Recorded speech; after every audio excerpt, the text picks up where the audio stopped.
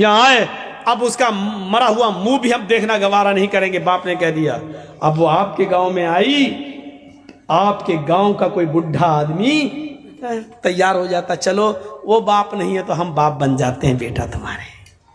یہ بڈھا سب سے پہلے جہنم میں لتیایا جائے گا، جو باپ بنا۔ تیرے باپ بننے سے تیری بیٹی نہیں ہو جائے گی۔ وہ اتنا یاد رکھنا، یہ سماج کے اندر سب سے بڑا ظلم ہے، اور لڑکیوں کو جو فرضی ماں باپ مل جاتے ہیں، یہ حوصلے مل رہے ہیں ان کو، یہ حوصلے ملتے ہیں، اس لیے وہ بھاگ جاتی ہیں گھر سے۔ ارے اس گاؤں میں جائیں گے تو فلاں کا باپ ہمارا باپ بنی جائے گا، یہاں سے حوصلے ملتے ہیں، اور لڑکیاں بھاگنا شروع کر دیتی ہیں اپنے گھروں سے زیور لے کر۔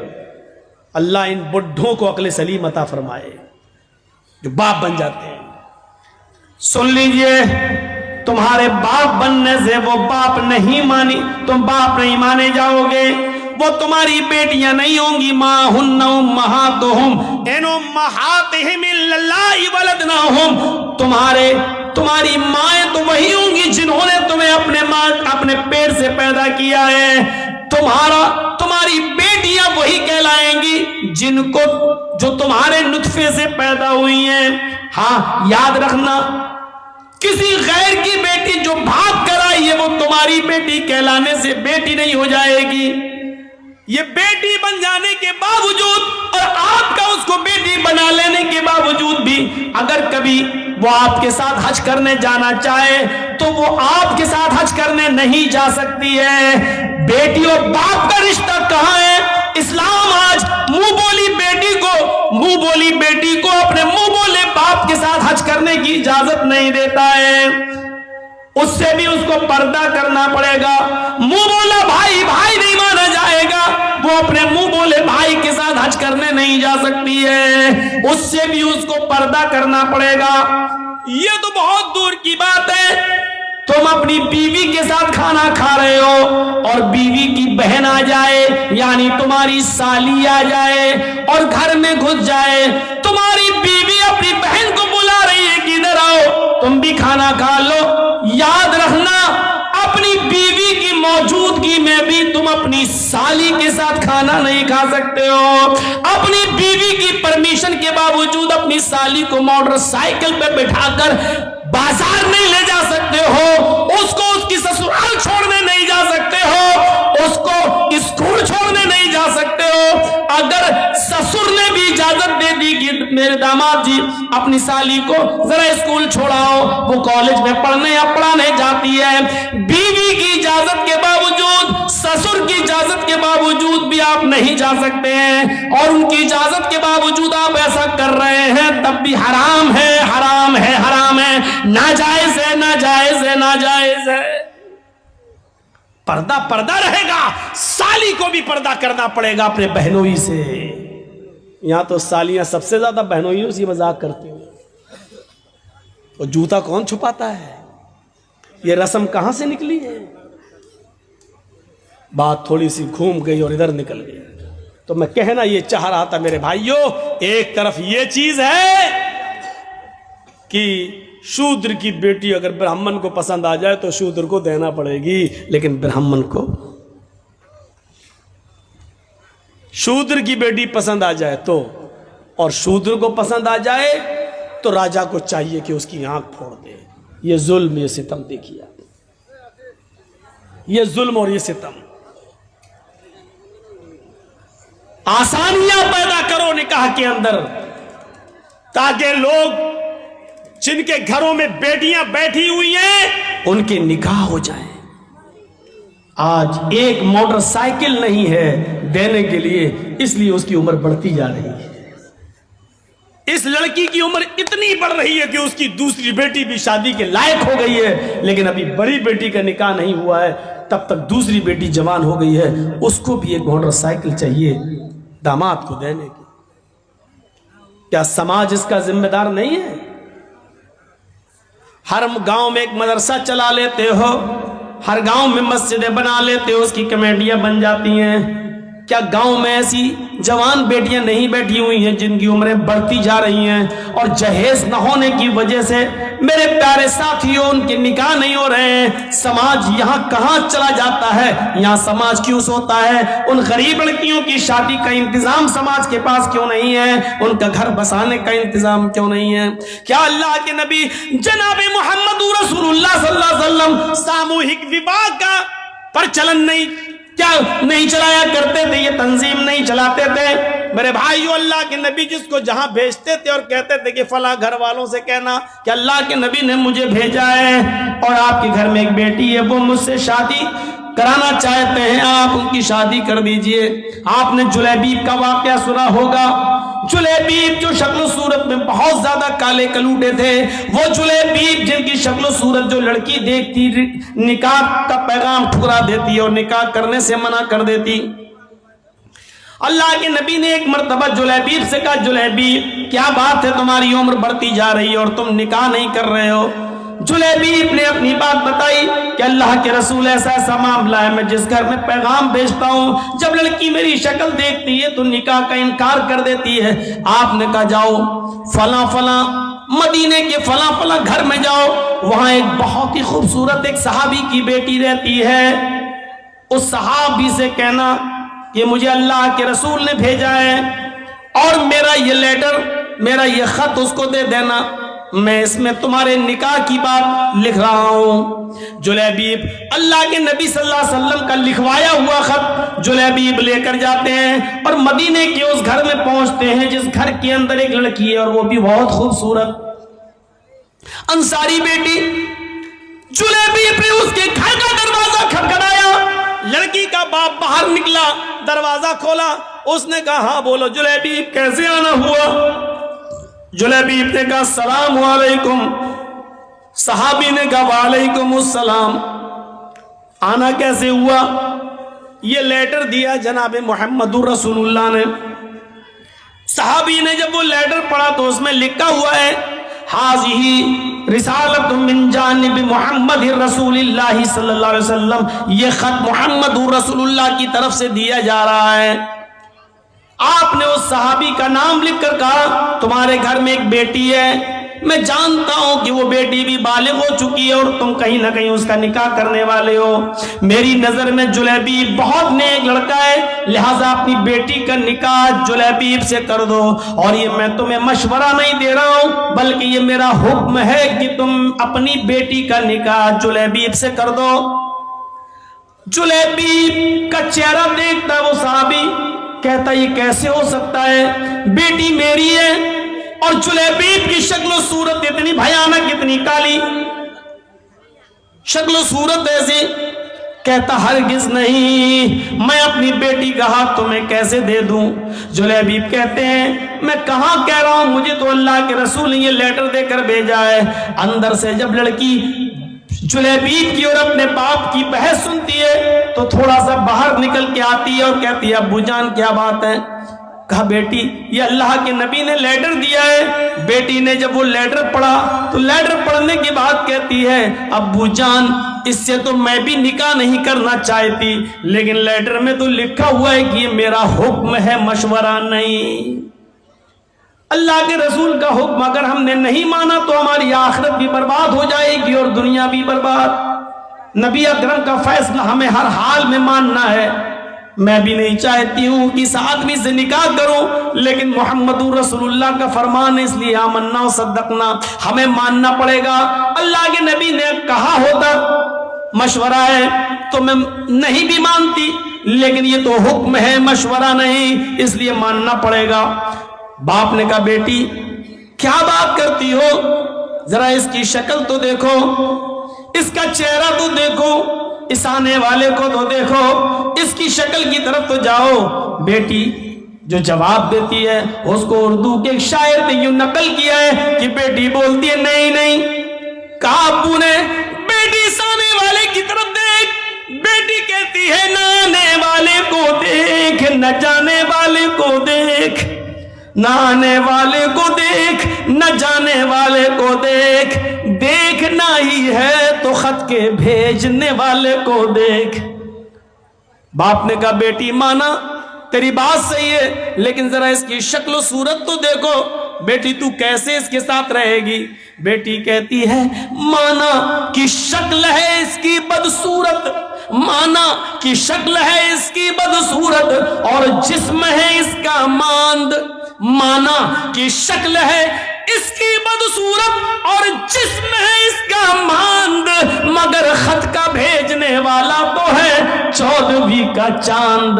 مجھے اس سے کیا مطلب؟ مجھے تو حکم رسول کی پابندی کرنا ہے، جناب محمد رسول اللہ کی بات ماننا ہے۔ پھر لڑکی کا باپ مجبور ہوتا ہے، بیٹی اگر تو تیار ہے تو پھر میں بھی تیار ہوں، میں بھی اپنی آخرت برباد نہیں کرنا چاہتا۔ اور اس باپ نے اپنی بیٹی کا نکاح اللہ کے رسول کے بھیجے ہوئے اس قاصد حضرت جلیبیب سے اپنی بیٹی کا نکاح کر دیا۔ اس بیٹی کا بیان ہے کہ جلیبیب سے اللہ کے نبی نے مجھے جو نکاح کرایا ہے، اس جلیبیب نے مجھے اتنا پیار دیا، اتنا پیار دیا کہ میری زندگی ایک مثال بن گئی۔ جلیبیب کے ساتھ میرے نکاح میں اللہ نے وہ برکتیں رکھی تھی، وہ برکتیں رکھی تھی جس کا تصور ہم نہیں کر سکتے تھے۔ تو میرے پیارے ساتھیوں، حکم رسول دیکھو، شادی کے اندر آسانیاں پیدا کرو، اپنی بچیوں کے لیے بھی اور اپنے بیٹوں کی شادیوں میں بھی آسانیاں پیدا کرو۔ اللہ کے نبی نے فرمایا سب سے بابرکت نکاح وہ ہے جس کے اندر خرچہ سب سے کم ہو۔ حدیث دیکھ رہے ہیں؟ سب سے بابرکت نکاح وہ ہے، سب سے زیادہ برکت والا نکاح وہ ہے جس میں خرچہ سب سے کم ہو۔ اس کا الٹا مفہوم کیا ہوگا؟ آپ نے کبھی سوچا؟ اس کا الٹا مفہوم نکالو تو کیا ہوگا؟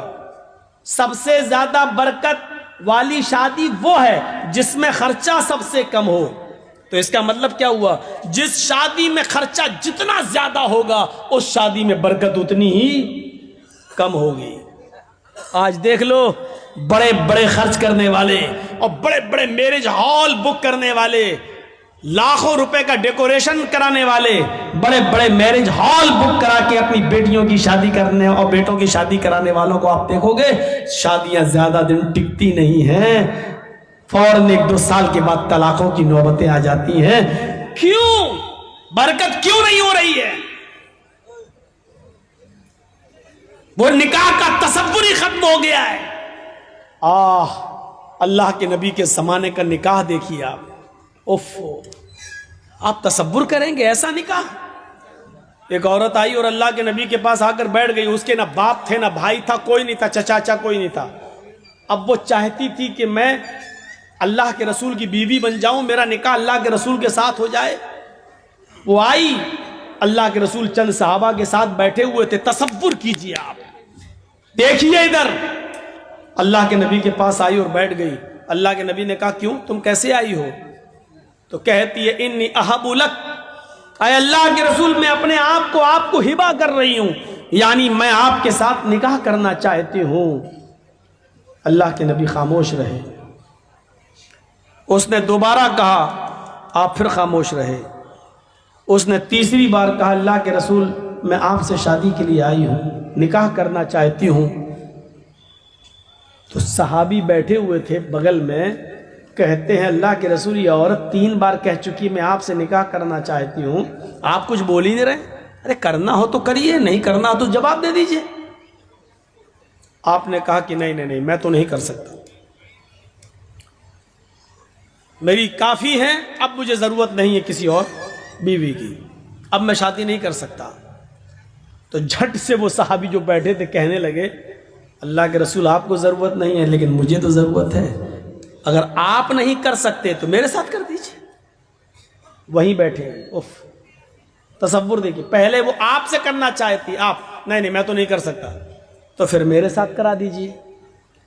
تو اللہ کے رسول نے اس عورت سے پوچھا دیکھو میں تو نہیں کر سکتا، یہ تم سے کرنا چاہتے ہیں، تم بھی ایک نظر ان کو دیکھ لو، اگر یہ پسند ہو تو تم ان کے ساتھ کر سکتی ہو اگر تمہیں ضرورت ہے۔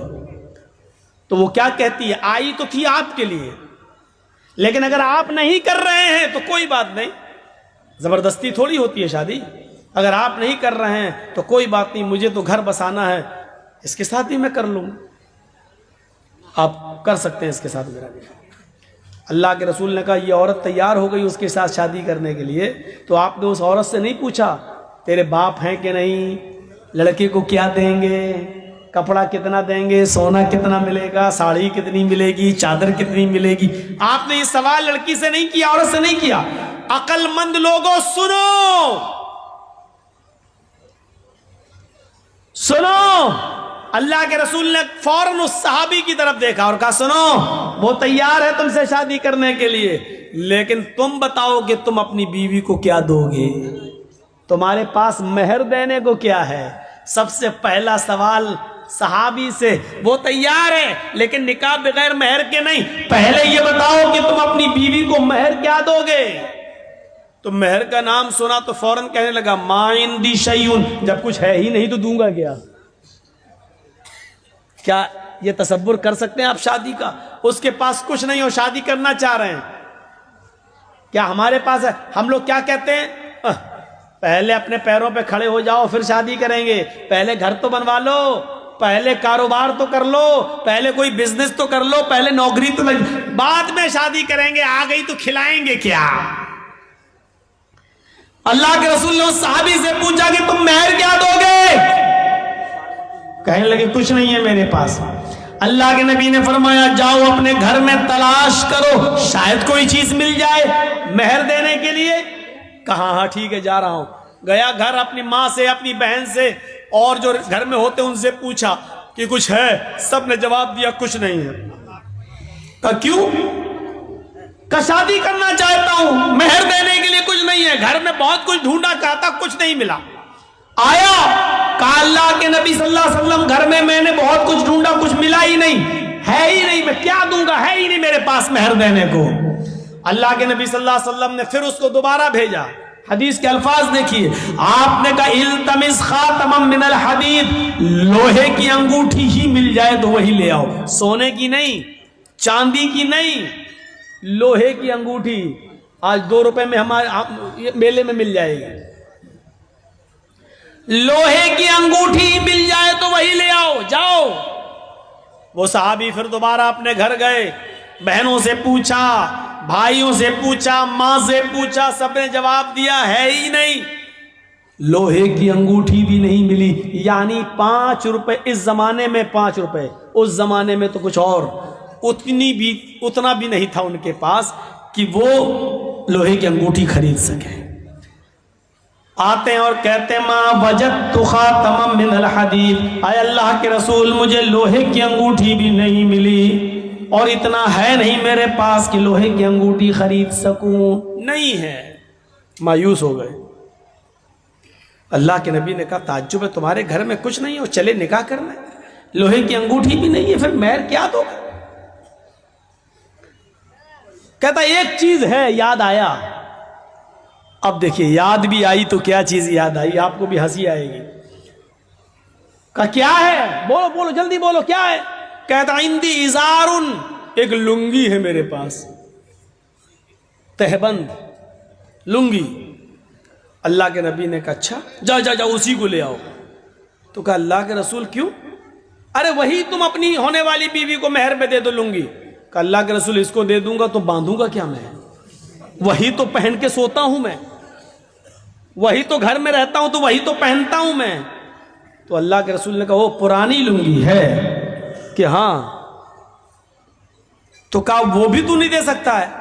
کہا وہی ایک تو ہے جو پہن کے سوتا ہوں میں اور کچھ نہیں ہے میرے پاس.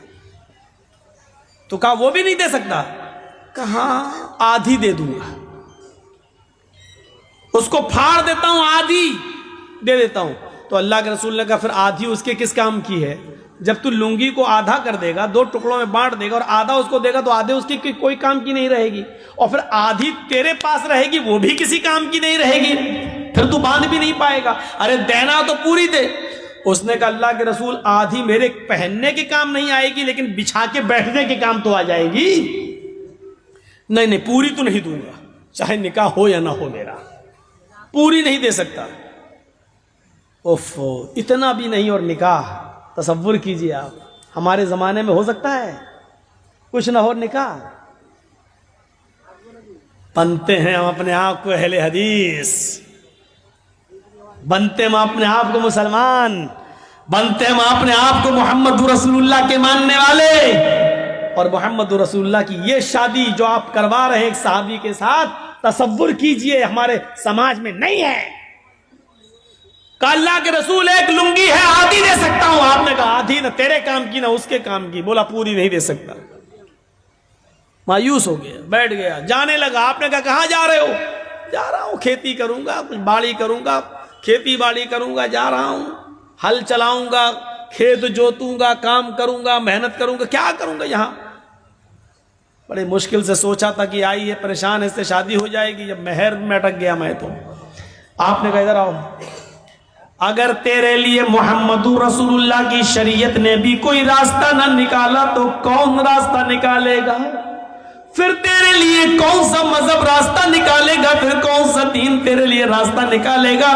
کیا کسی کے پاس کچھ بھی نہ ہو تو کیا اس کو شادی کرنے کا حق نہیں ہے؟ کیا اس کو اپنی پاکیزگی کے ساتھ زندگی گزارنے کا حق نہیں ہے؟ بیٹھو۔ بیٹھ گئے۔